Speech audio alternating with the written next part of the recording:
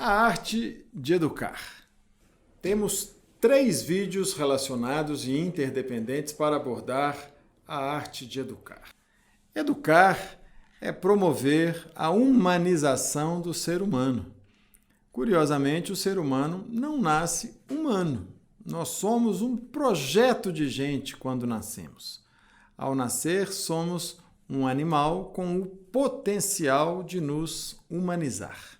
Nascemos absolutamente instintivos e temos que desenvolver a nossa capacidade de controlar esses instintos e agir com inteligência. Nascemos impulsivos, reagimos aos estímulos sem pensar e temos que desenvolver essa capacidade de frear esses estímulos e atuar com discernimento. E nascemos também absolutamente irracionais, sem consciência do nosso próprio nome, da nossa existência, de que estamos nos relacionando com a mãe, com quem cuida da gente, com os irmãos, com o pai. Ou seja, a educação é o processo pelo qual nós humanizamos aquele ser humano que acaba de nascer. Quando eu pergunto o que nos distingue dos animais ou dos outros animais, já que animal somos, né?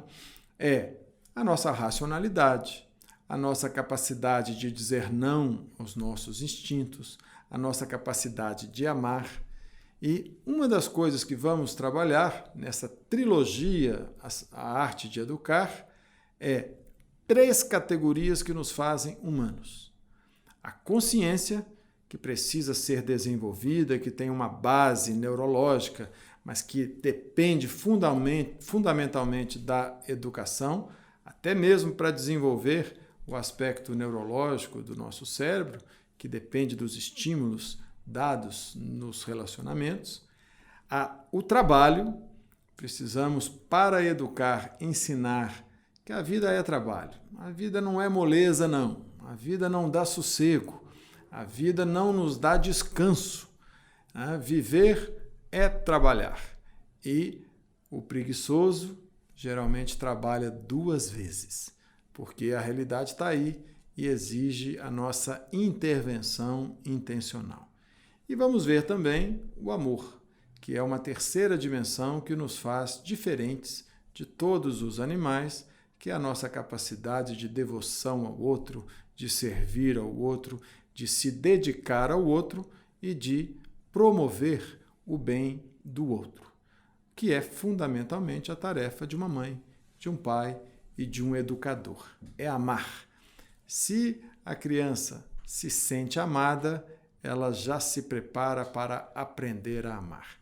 Esses 3 temas compõem, então, 3 vídeos independentes, podem ser assistidos fora de ordem.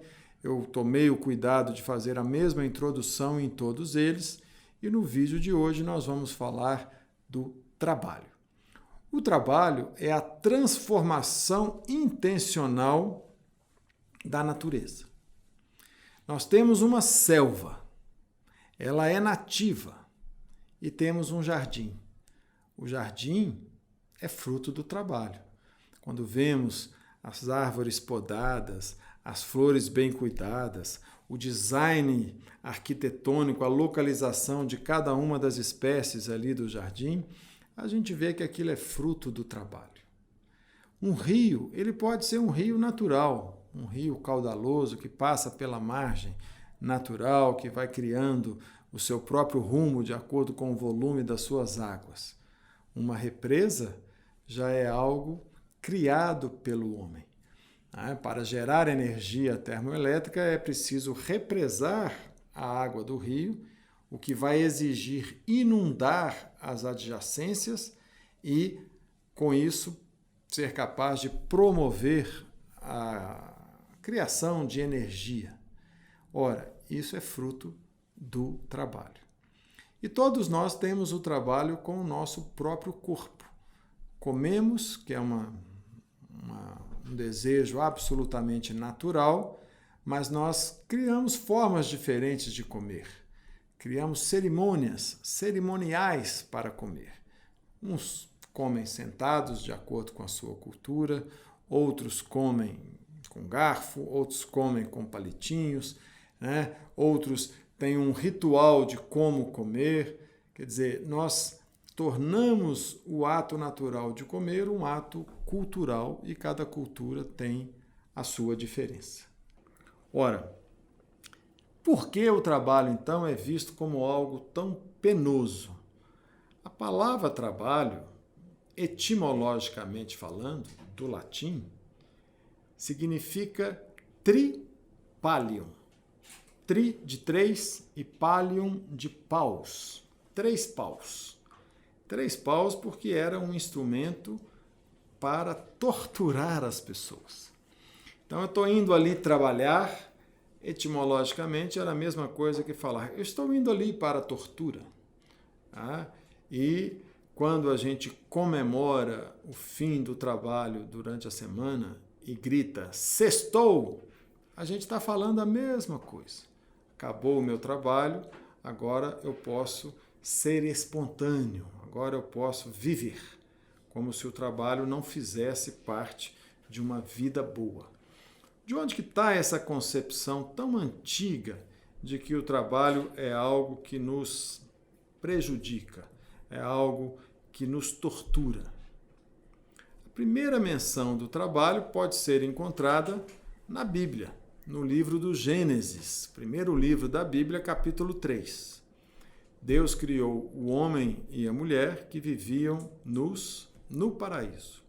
E lá eles podiam ter tudo sem trabalho, tudo de graça.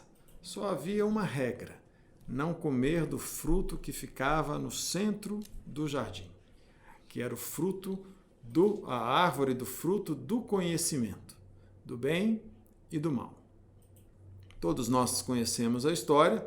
Uma serpente passou por lá, convenceu a mulher a comer o fruto, assim ela fez.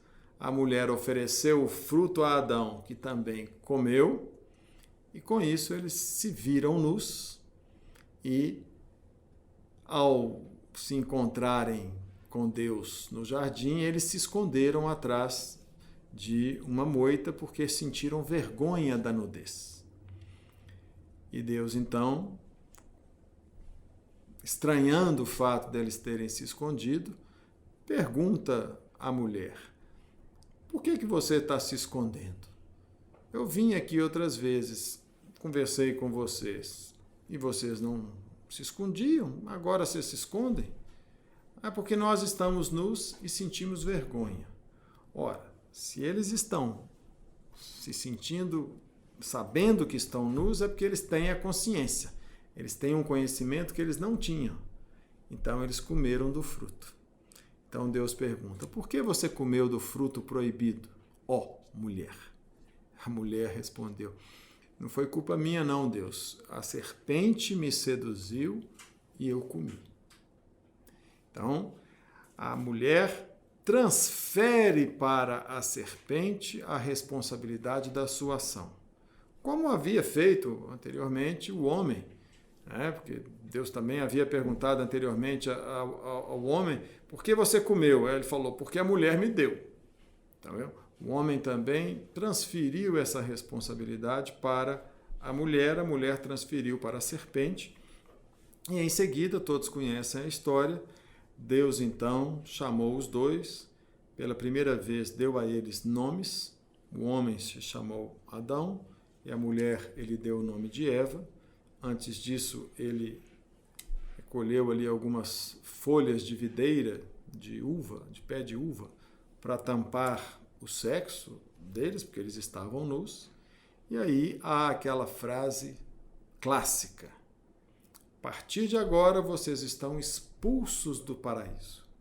E você, Adão, vai tirar da terra o teu próprio sustento, porque és pó e ao pó há de voltar. E o condenou ao trabalho. Então, o trabalho é um castigo pela desobediência do homem que cometer aí o que a nossa cultura judaico-cristã chama de pecado original. Foi o primeiro pecado do homem recém-criado por Deus. E a mulher? A mulher, o homem disse. Deus disse: você, mulher, Eva, vai se casar com este homem, terá filhos, e no momento de dar à luz, você vai sentir muita dor, e este é o castigo por ter me desobedecido. É curioso que Deus seja tão cruel a ponto de castigar uma criatura que ele acabou de fazer, limitada, né, com todos os defeitos que nós temos. Mas assim é a história, embora com essa contradição. E a mulher, quando começa a sentir que o parto de seu filho está chegando, nós costumamos dizer que ela entrou em trabalho de parto. Agora eu te pergunto, o que o trabalho está fazendo no meio das pernas da mulher na hora de dar à luz? Porque a gente associa o trabalho à dor. E a dor do parto é uma das maiores dores que a mulher fisicamente sente. Uma das maiores alegrias é dar à luz, mas é uma dor intensa. Ora, trabalho está associado com dor. Por que trabalho está associado com dor? É algo que nós precisamos corrigir. Porque educar é ensinar que a vida é trabalho. Nós precisamos, primeiro internamente, senão não vamos ser capazes de ensinar, de aceitar que a vida é trabalho. Precisamos de corrigir a noção de que trabalho é castigo. Porque se eu estou antropologicamente dizendo a vocês que se o ser humano não é humano, se ele não for capaz de negar, de transformar a sua natureza e a natureza, então eu estou dizendo que o ser humano é um homo faber, é um ser que faz, é um ser que trabalha. Se o trabalho constitui a humanidade do ser humano, então falar que o trabalho é castigo seria sinônimo de dizer que ser humano é um castigo, que viver é uma coisa penosa, que viver, em suma, não vale a pena, o que não faz o menor sentido. Viver é algo maravilhoso e que vale muito a pena. Queremos adiar o máximo possível a nossa morte e usufruir, aproveitar desse milagre, desse mistério que é viver e conviver com as pessoas. Então, se eu preciso, para ser feliz, para sobreviver, frear a minha natureza, ter controle sobre os meus instintos de comer, meus instintos sexuais, de bater e de agredir, se isso é me civilizar, é me tornar um ser que convive, um ser culturalmente educado, então eu não posso dizer que o trabalho é castigo. O trabalho é uma forma de humanização. Mas você está dizendo então que o trabalho dignifica o ser humano. Mas esse trabalho que está aí não dignifica. Esse trabalho que está aí explora. Esse trabalho que está aí tira qualquer dignidade do ser humano. Sem dúvida. Há condições de trabalho que são humilhantes e que retiram a dignidade do ser humano. Mas eu estou falando do trabalho como conceito. Não devemos lutar contra o trabalho achando que seria possível uma vida de ócio, uma vida em que não haja trabalho. Podemos lutar contra as condições desumanas de trabalho, isso obviamente sim. Mas mesmo uma pessoa que não precise trabalhar para ganhar o seu dinheiro e prover o seu sustento, mesmo uma pessoa que fique rica, ela vai ter o trabalho de acordar. Há um autor que eu li na minha adolescência, o Hélio Pellegrino, que na época eu estava começando a ter barbas e achava muito chato ter que fazer barba, daqueles poucos pelinhos que eu tinha. Hoje eu faço diariamente. E ele tem uma frase que ele disse: viver é fazer a barba todos os dias. Ou seja, viver é trabalho. Toda vez que nós acordamos de manhã com um despertador, toda vez que nós acordamos, a força nós estamos negando a nossa natureza. Acordar de manhã é trabalho, porque se nós deixássemos o nosso corpo mandar, nós dormiríamos provavelmente mais tempo do que aquele que a gente dorme, porque a gente inventou um aparelhinho para fazer barulho, para interromper o que é natural e muito natural, que é o nosso sono. E fazemos isso porque temos uma intenção de ir para o trabalho, ir para a escola, de cuidar dos afazeres domésticos, de cuidar da nossa higiene, de cuidar do nosso corpo. Então, o trabalho é algo que nos faz humanos.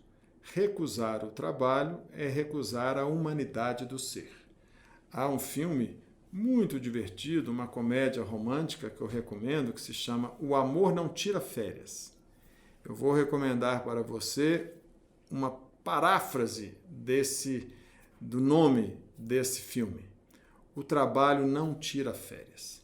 Não dá para a gente viver achando que agora eu não vou trabalhar, porque mesmo em uma viagem de lazer, você tem que programá-la, você tem que organizar o seu horário de comer, de dormir, de passear, as entradas para o entretenimento que você vai fazer, seja um parque, seja um cinema, seja um teatro, seja um museu. Tudo na vida humana é trabalho. Então, educar é ensinar que a vida é trabalho, né? É fazer a pessoa ter a noção de que ela vai ser aquilo que ela se dispuser a ser, se ela tiver uma reta intenção de construir a sua humanidade.